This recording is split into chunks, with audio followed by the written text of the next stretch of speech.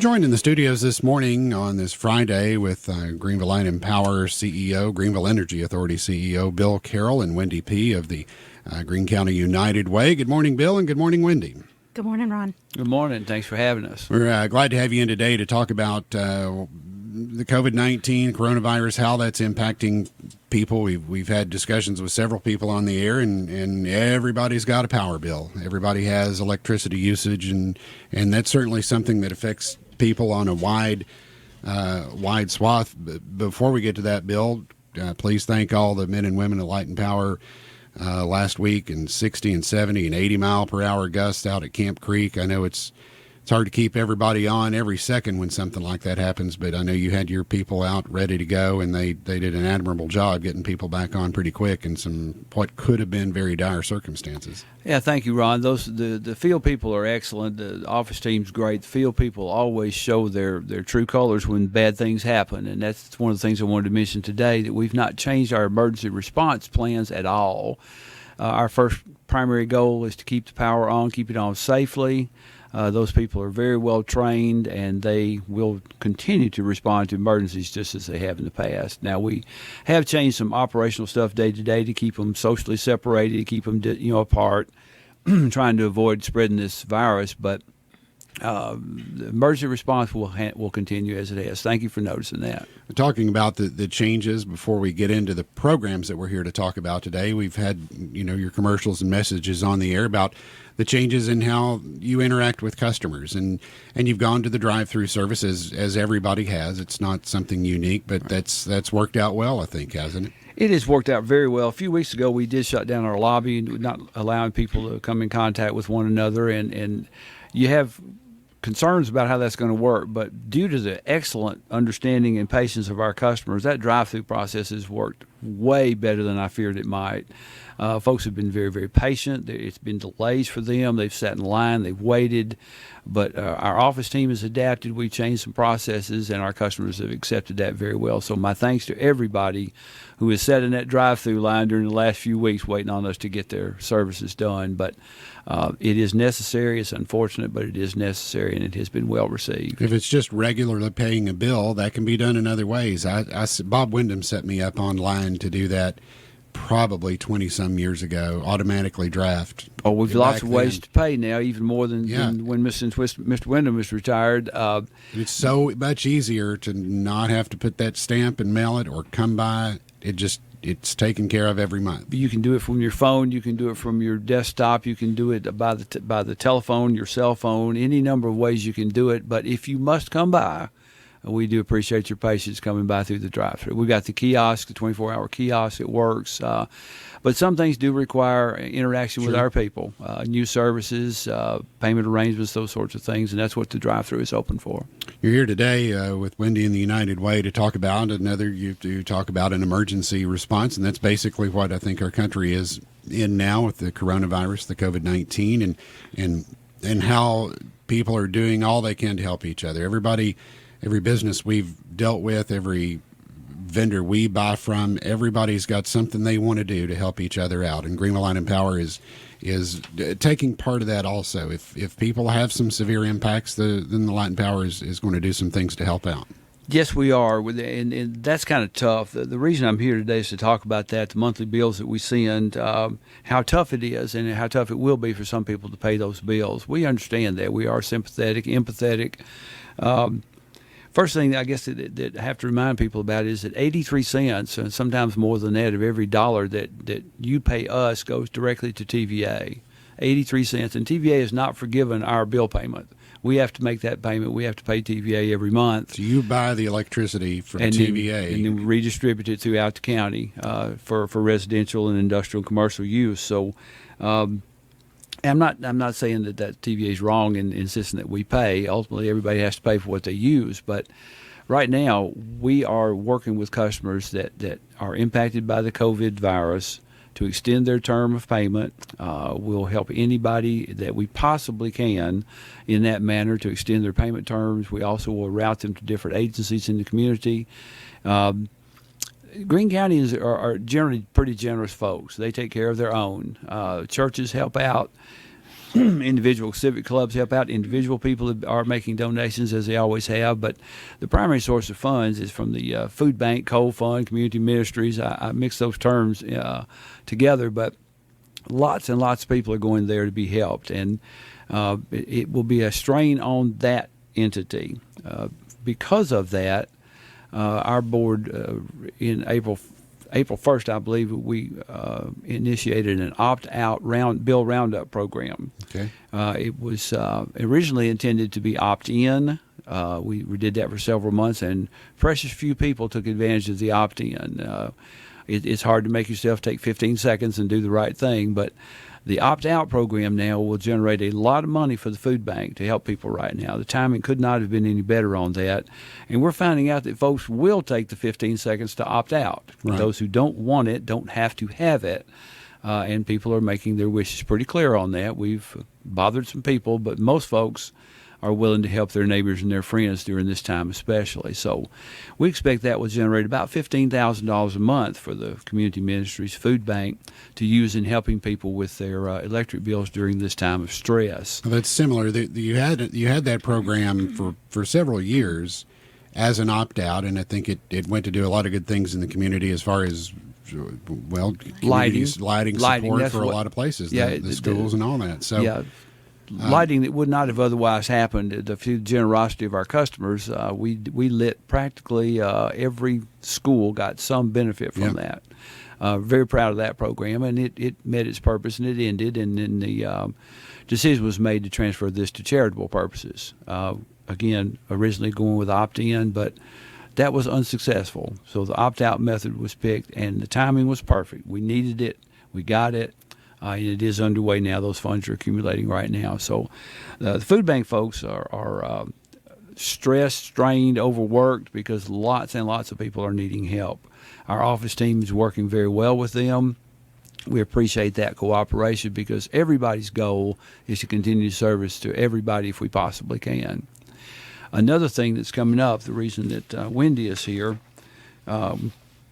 we've got a joint effort with the United Way that's come up because of a donation TVA is making. TVA is giving, I think, a total of $2 million to power distributors across the 9 states, 7 states, how many ever states they serve, I forget sometimes, 7-state region.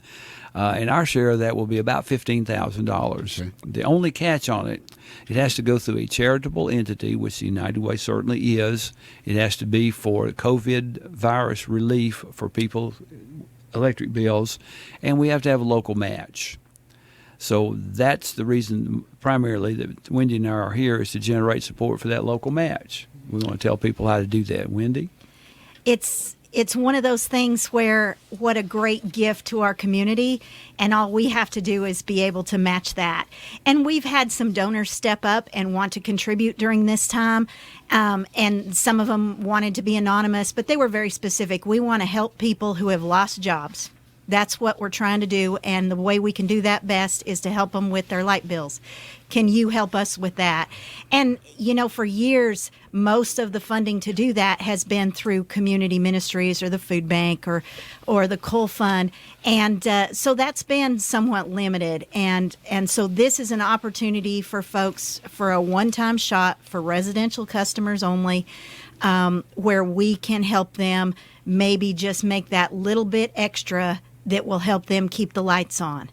And so if folks can give, we will be matched by TVA, and so that's a great opportunity to have your donations matched. Bill and his staff at Light and Power were extremely gracious. They've been working with us for the funds that were already given and that we had started to do this with, and so when this opportunity came up with TVA, we were thrilled to death. The food bank program, I know you work with them a lot. They are one of the funded agencies by the United Way. The program as it stands, you can qualify for a certain amount of assistance depending on the need and how long that's been going on. But this, Bill or Wendy, either one, kind of takes another step. This is for people that have now been impacted. If you've owed an electric bill since December, that's not kind of what this program's intended. It's for those who are finding some impact directly because of the coronavirus. Yeah, that's the intent here, Ron. The TVA specifically said it had to be coronavirus related, the economic impact from that. And Wendy and I are trying to figure out all the criteria for it. It is brand new. This offer only came up from TVA like Tuesday of this week. So we've frantically been trying to scramble and get this together. So all the details aren't finished, but the hope is that it is a life net, a support net for those who can't get support from other community organizations. The food bank is the route of choice. They do it every day. They'll have more funds than this one. This is a smaller fund, $30,000 total. Sounds like a lot, but sadly it won't be in the face of the amounts that we're going to be looking at for stressed people. The food bank will have $15,000 a month additional to what they normally have. So they should be the primary source of help. Churches step up, civic groups step up. There are federal programs, and our office team will route people to all of those. But when those fail, if those are unavailable, then Wendy's plan is the one that we're going to try to refer people to, so that we catch as many people as we can. And with that being a matching, that essentially means there could be $30,000 available to provide that assistance, the $15,000 from TVA that would be matched by the local funds. So how do people get involved in that? You need contributions to that. Absolutely. One way or the other. Yeah. Okay, and so what we're doing, I know that Bill is working on the Greeneville Light and Power website. There will be a link to donate to that fund. Also, there will be a link on our website. Our website is www.unitedwayofgreenecounty.com. I know that's a long one, but please go there. There will be a donate button on the front of it. And what we're going to do is we're going to route those donations that are not, tied to our annual campaign. These are things that are different and that are coming in, and we will route those donations to be matched by those TVA funds. So if you have $20, Any you can make that donation, and that's a $40 It turns impact. into 40. Yeah, our website is www.glps.net, and as Wendy mentioned, there will be a very prominent button there. There will be a direct link to make that payment. You can also call Wendy's office at 639-9361 or our office at 636-6200, and we'll help you get that payment made as well. And if you want to bring by a check or cash, Yes. I know that the ladies at the drive-thru, I'm sure that if you gave them one made out to United Way, they would be happy to make sure that I get that. Also, if you'll give me a call at 639-9361, I will run out to your car and get that if you want to drive by the Greene County Partnership where our office is. And, of course, we're right there across from the drive-thru at Light and Power, so we are close.